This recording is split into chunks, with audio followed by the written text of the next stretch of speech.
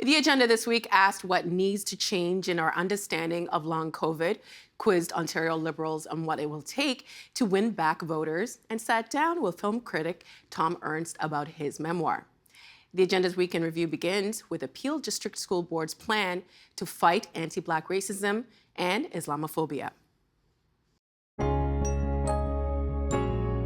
I'm hearing a good consensus around this actual and virtual table for the fact that students do need a safe place to go learn. They need to feel comfortable in their classrooms. They can't get to better math scores and more English proficiency if they don't at least have that as a foundation on which to build.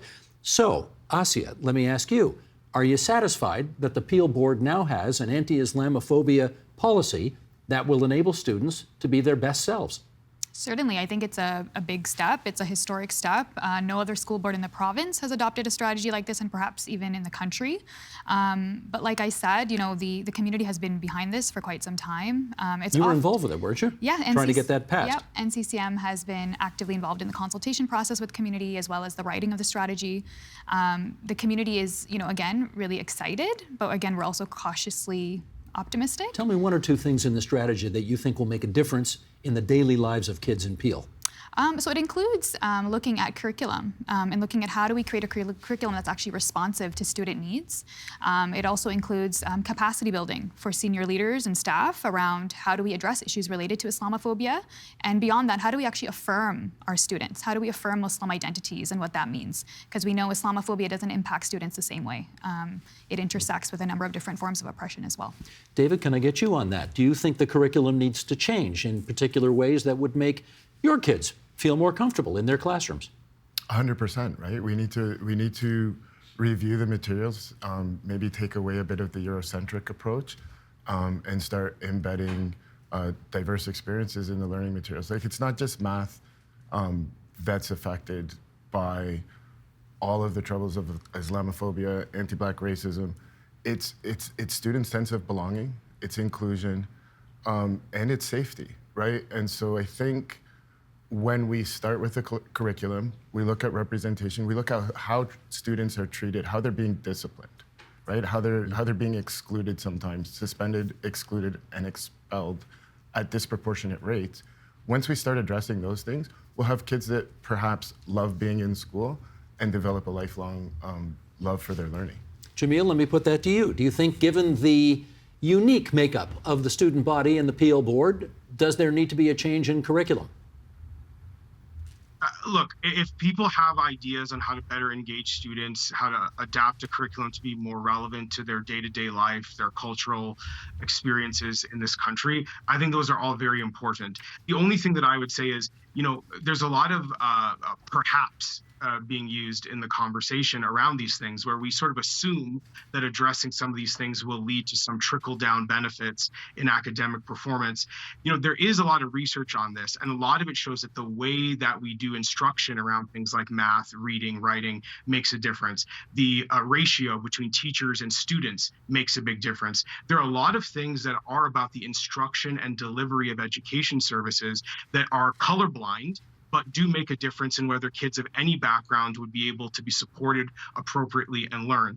These are the sort of structural changes I'm talking about. For as long as we continue to have the system structured the way that it is, with the current ratio between teachers and students, the lack of extra help that a lot of kids need in the school building that they're not getting, you can do a lot of these changes. I don't necessarily believe that it's going to be linked to the changes in learning outcomes that we need.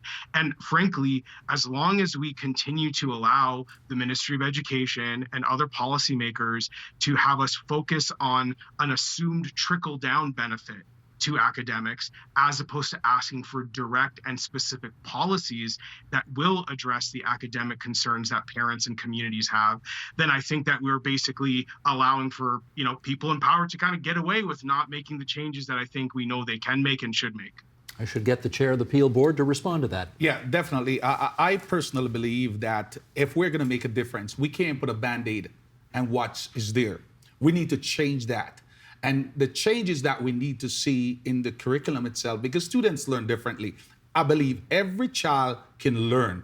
There is no, when we hear about student have this disability and that disability. I believe every child can learn, but they need to see themselves embedded in the curriculum, embedded in the work that they need to be doing. Is that the case today? That we are working towards that right now. Prior to, I would say no, because we have to find ways and means, and working with students and their family, working with the community, for students to see themselves as part of the fabric. They need to feel comfortable in the spaces that they are and safe enough to able to speak up, even when there's something affecting them, that they can speak up without being worried about reprisal. Can I use this analogy here? We don't really talk about cancer anymore. We talk about, liver cancer, brain cancer, lung cancer. Should we be looking at long COVID in the same way? We need to define it more specifically. I think that's exactly right. And I would say, as a clinician who sees patients with long COVID in clinic or in the hospital, our response in medicine a lot of times when we don't understand something clinically, we don't like treating it because we don't understand what's causing it. We don't understand the spectrum of what can present in front of us. And I think long COVID presents us with that kind of problem. It's hard to treat something when you don't even know how to diagnose it properly. And so when you talk about cancer, you don't just treat cancer. You treat a prostate cancer, you treat a breast cancer. And I think long COVID is like that in many ways. You have to think about the symptoms that people are presenting with, try and address those symptoms, even yet as we don't understand that underlying cause. And I think the symptoms can be very, very severe and very hard to treat, and especially in Canada with our constrained healthcare system. This is not an easy blood test. It's not a heart attack where you send someone for an ECG and a blood test and you've made your diagnosis. It is meticulous information gathering. It takes a lot of time. There's a real human interaction element, but we're dealing with a system where in Canada, 5 million people don't have access to regular primary care. So who is going to do that meticulous data gathering to get to the diagnosis? It's a real challenge. That's a great question. You got an answer for that? Well, you're seeing that investment now come in, and I think the investment that comes in federally and provincially, for me, the belief is that primary care is the backbone of a well-functioning healthcare system, not just because of long COVID, but long COVID is going to be one of the major draws on the system. If you speak to family doctors now, when patients come in with long COVID, the typical appointment time may be 10 or 15 minutes for a patient. For a long COVID patient, first presenting, that's crazy. You can't get to any part of the history in 10 or 15 minutes. And so our need to reset the system in terms of capacity, the ability to dedicate more time to these assessments, that's part of why this investment is needed now. I think Dr. Danielle Martin just fell in love with you. That's exactly what she would say. Close friend and colleague, yeah. If she were here, she'd say the exact same thing. Ray-Watt, the analogy of cancer, do you think it works in this case? It does, but I prefer the analogy of tobacco. So smokers have a variety of bad outcomes: diabetes, emphysema, lung cancer, cosmetic staining on their teeth. If we were to just approach the symptoms, for the cosmetic staining, you see a dentist; for the emphysema, you see a lung specialist; for the diabetes, you see an endocrinologist, and each of those cases would possibly miss the underlying cause, which is smoking. So I think ultimately we're going to need long COVID clinics in major urban centers that can integrate a variety of specialties to approach these conditions from an interdisciplinary perspective. And I would echo what Dr. Razak just said about the family doctors struggling with this. What we also need is billing codes, specific billing codes in Ontario for family doctors to be able to apply them and have more time with these individuals who present to them. And those additional billing codes in partnership with the new diagnostic codes will allow us to have a better surveillance on the ground as this nightmare unfolds. Let me follow up with you on that. We've seen the beginnings of an understanding by the Ontario Health Insurance Plan for billing codes for long COVID. But if I hear you right, you think we're only at the beginning and we need something a lot more detailed. Is that fair? I think so. I think what a family doctor would tell you is that the nightmare is a diagnosis without a treatment. And we want to make sure that we are linking diagnoses with appropriate treatments, pathways to see the appropriate specialists and so forth, but also assuring that there is sufficient time to see an individual patient, as Dr. Razak suggested, and a billing code would allow some of that. I think the billing codes for chronic fatigue are appropriate in this case. We can use that model. Okay, Dr. Frontera, let me try this with you in as much as, let's look at research and treatment. If the whole world right now sort of looks at long COVID as opposed to, in using the cancer analogy, let me take a step back. I'm guessing that when people want to do research projects, medical personnel want to do research projects, they are doing research on brain cancer. They are doing research on prostate cancer. They're not just doing it on cancer willy-nilly. It's got to be more specific.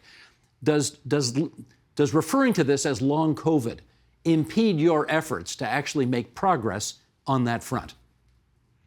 Yeah, in some ways it certainly does, because if you're not designing a research study appropriately with an outcome that is could be affected mechanistically by whatever your treatment choice is, you risk having a study either with spurious results or a study that's not appropriately powered to show an effect of the treatment modality.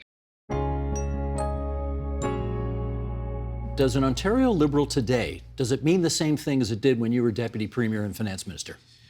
Well, I don't know what the Ontario Liberal Party stands for today. I think we've gone way too far to the left. We need to bring back a laser-like focus to education and healthcare within a broad economic framework that promotes growth and prosperity. I just hear, in my view, a lot of talk. And it wasn't until we did that in the early 2000s that we got traction. And I think Liberals need to really get their head around where we sit on the political spectrum. If people want New Democrats, they'll vote NDP. If they want Conservatives, they'll vote Conservative. I think a middle of the road party that's progressive and makes economic sense is where we need to be. So I don't know what the party stands for today, and that's, I think, part of what this leadership's going to be about. Starting with this convention, we have to have a full and frank conversation. Jonathan Scott, what does it mean to be an Ontario Liberal today? Well, if you had have asked a staffer in the Dalton McGuinty area, that could have quickly rhymed off practically a mantra that they were hardworking, well-intended people who cared about practical solutions for you and your family. And I think there's still a lot of wisdom in that sort of positioning statement. But I think Mr. Duncan's right. The party has lost its way, and we've lost sight of what the center means in a world where millennials are the largest voting and demographic cohort. We need to define what centrism means as well when we actually have a relatively moderate and relatively popular Conservative premier. I know progressive heads might have exploded, but he's won 2 elections with nearly 2/3 of the seats in the legislature. So what does that mean in 2022 and beyond? I think it has to zero in on the things that people actually care about. Most people don't really care about provincial politics, but they do care about hospitals that work, education that works for their kids, commuting that's a little bit easier, the climate, fiscal and ethical responsibility, and a government that, other than that, largely stays out of their way other than fixing the odd pothole. So I think we have to get back to basics as a party and show that we're focused on people's everyday concerns, as Kate said. And I do think that starts this weekend at the convention, because missing an opportunity to show that the party itself is willing to reform sends the wrong message. Kate, former Premier David Peterson used to talk about the Liberal Party as occupying the radical middle or the activist center. And clearly a lot of people think the party migrated away from that place on the political spectrum. I mean, you're a poli-sci prof in your real life at Huron University College. What's your view on the advisability of the Ontario Liberal Party trying to find that activist center again?